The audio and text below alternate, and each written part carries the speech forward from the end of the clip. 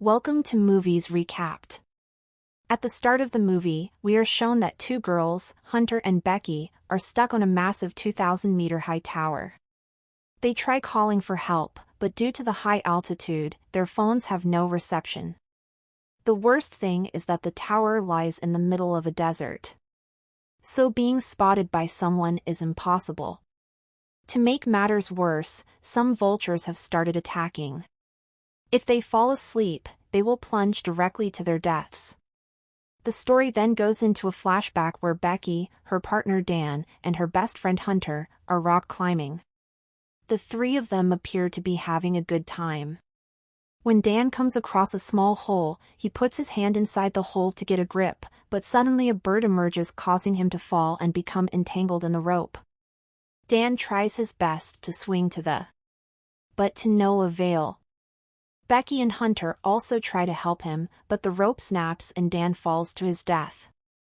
The scene then shifts to 51 weeks later, and Becky is still haunted by the incident. She appears depressed and has been drinking excessively. Becky's father James is concerned about her and tries to persuade her to move on with her life, but she doesn't listen to. One night she considers taking her own life by consuming an excessive amount of medicine.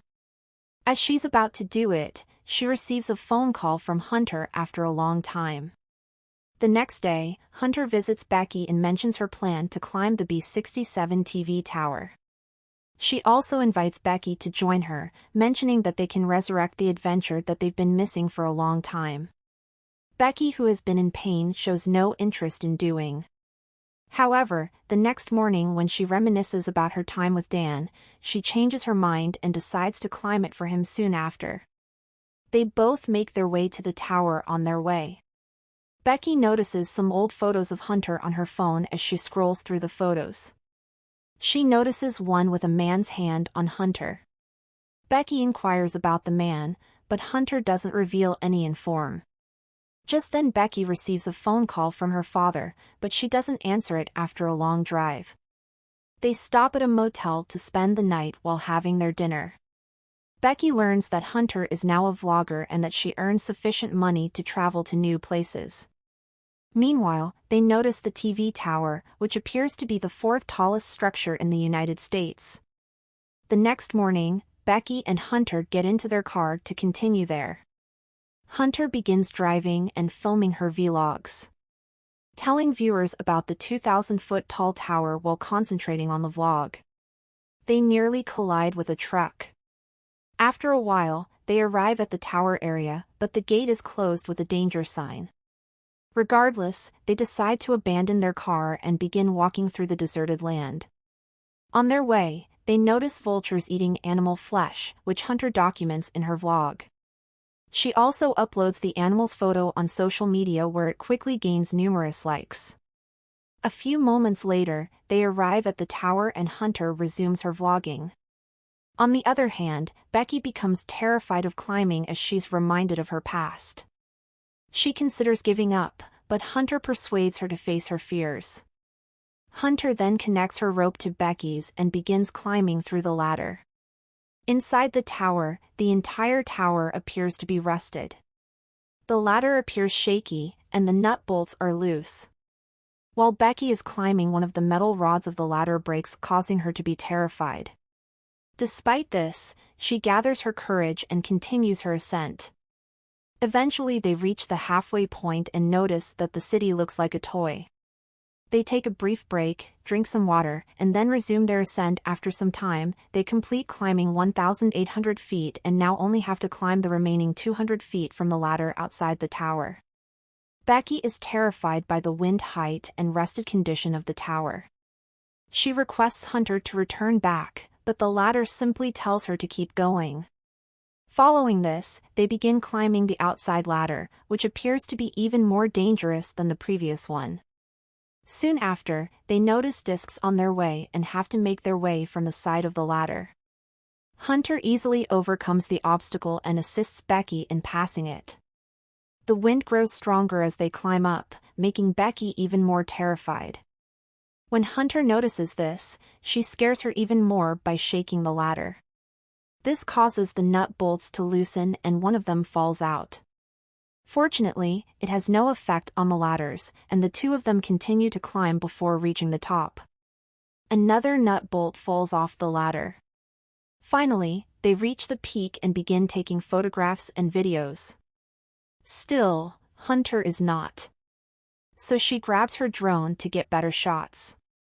Soon after, she hands over the control of the drone to Becky and hangs herself from the ledge in order to gain popularity. She then climbs back up and instructs Becky to do the same.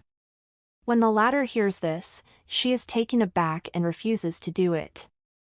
However, Hunter persuades her, claiming that it's the only way for her to overcome her fear.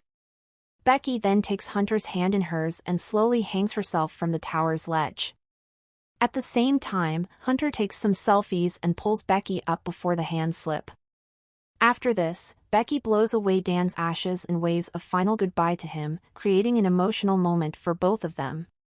Now they decide to return, so they attach their harnesses, and Becky goes first, but as soon as she climbs down the ladder, breaks, causing her to. Fortunately, Hunter grabs the rope and manages to pull Becky up after the near-death experience. They both laugh like maniacs. However, their laughter quickly fades away when they notice that the ladders are no longer there.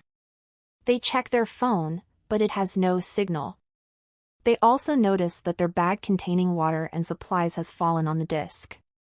In the tower, they discover binoculars and a flare gun, but they are useless.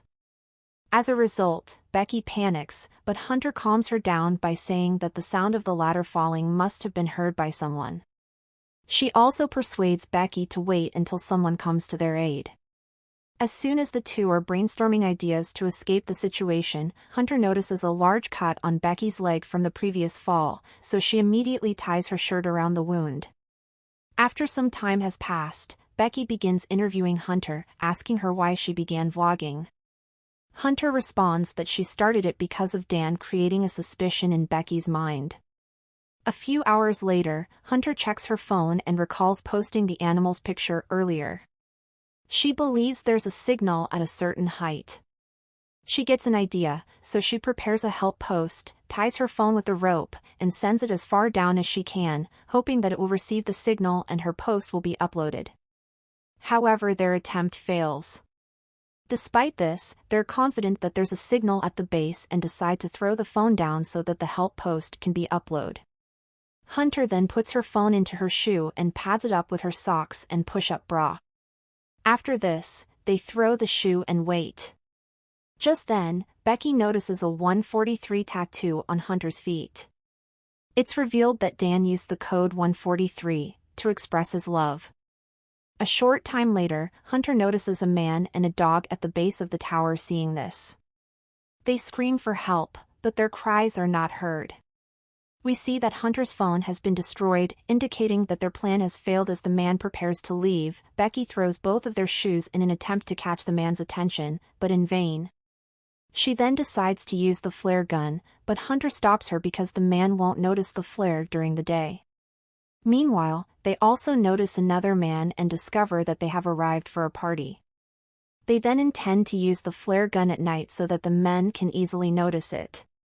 Eventually, the night falls and Becky shoots the flare gun. Fortunately, the men notice the flare and also the girls waving for help. They quickly approach Hunter's car, making the girls overjoyed. However, instead of saving them, the men steal their car and drive away. This breaks the girls from inside, and now they have to find a new solution. Quickly later, Becky inquires about Hunter's tattoo, to which the latter reveals that she had an affair with Dan for 6 months. She then apologizes to Becky for falling in love with her guy and making a huge. She claims she was drawn to Dan because, unlike other men, he used to listen to her. She loved him, but she loved Becky more, and as a result, she ended their affair. Hearing this, Becky is disappointed that her own friend and partner had betrayed her. The next morning, Becky's phone alarm goes off, indicating that it's been 24 hours since they threw Hunter's phone. Since they're extremely thirsty, Hunter decides to go down to the disc to get their bag. She ties one end of the rope to the tower and the other end to her own body. She then descends all the way down, but is still unable to reach the disc now with no options left. Hunter opens her harness, hangs on the rope with one hand and swings to the disc. She retrieves the bag and drinks some water from it. Then she uses her selfie stick, hooks the bag on the rope and clings onto it. After this, Becky pulls the rope while Hunter climbs up. She's about to reach the top, but her hands slip and she falls. Becky's heartbeat stops, and when she looks down, she's relieved to see Hunter still holding onto the bag. However, Hunter's hand is. So Becky puts in all of her strength to pull her up. After a while, Becky writes a help note, attaches it to their drone, and decides to send it to the motel. Unfortunately, the drone is unable to travel far because its battery is running low, forcing them to bring it back after failing one more time. They are helpless again later that night. Becky has a terrifying dream about vultures devouring Hunter's body. She immediately wakes up and realizes it was just a nightmare. The next morning, Becky realizes that they can charge the drone using the tower lights. She then climbs up the pole and plugs in the drone's charger, but it's too loose. As a result, she has to hold onto the charger until it's fully charged. Amidst the excruciating heat and constant attacks of the nearby vultures, she stands. But in the process, she drops the bag all the way down from the tower. After a while, the drone is fully charged and Becky climbs down soon after. Becky launches the drone towards the motel. But just as it's about to reach a truck, collides with it, destroying it completely. Seeing this, the girls are devastated because they see no other option. Later, a storm complicates their survival even more. Becky is exhausted and wants to sleep, but Hunter forbids her because the vultures might attack her. Becky then asks for Hunter's shoe to throw her phone down one more time. However, Hunter says that she's unable to do so because her shoe is on her feet down on the disc. Here it's revealed that Hunter couldn't hold on to the bag during the previous. Instead, she fell on the disc and died. Becky just pulled up the bag and has been surviving alone since then. Sadly, she's been hallucinating Hunter's presence all this time.